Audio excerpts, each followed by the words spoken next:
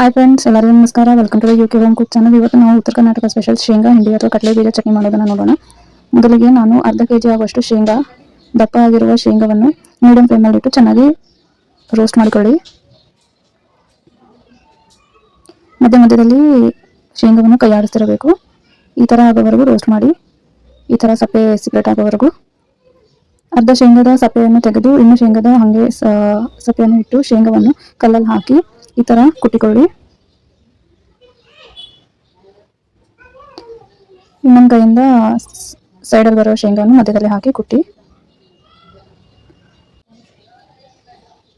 ಶೇಂಗಾ ಸ್ವಲ್ಪ ಪುಡಿ ಆದ ಮೇಲೆ ಅದಕ್ಕೆ 1 ಗಡ್ಡೆ ಆಗುವಷ್ಟು ಬೆಳ್ಳುಳ್ಳಿಯನ್ನು ಹಾಕಿ, 2 ಚಮಚ ಆಗುವಷ್ಟು ಜೀರಿಗೆಯನ್ನು ಹಾಕಿ, ರುಚಿಗೆ ತಕ್ಕಷ್ಟು ಉಪ್ಪನ್ನು ಹಾಕಿ, 2 ಚಮಚ ಆಗುವಷ್ಟು ಕಾಶ್ಮೀರಿ ರೆಡ್ ಚಿಲ್ಲಿ ಪೌಡರನ್ನು ಹಾಕಿ, ಕೆಂಪು ಖಾರವನ್ನು 2 ಚಮಚ ಆಗುವಷ್ಟು ಕೆಂಪು ಖಾರವನ್ನು ಹಾಕಿ ಚೆನ್ನಾಗಿ ಮುದ್ದೆ ಆಗುವವರೆಗೂ ಕುಟ್ಟಿಕೊಳ್ಳಿ.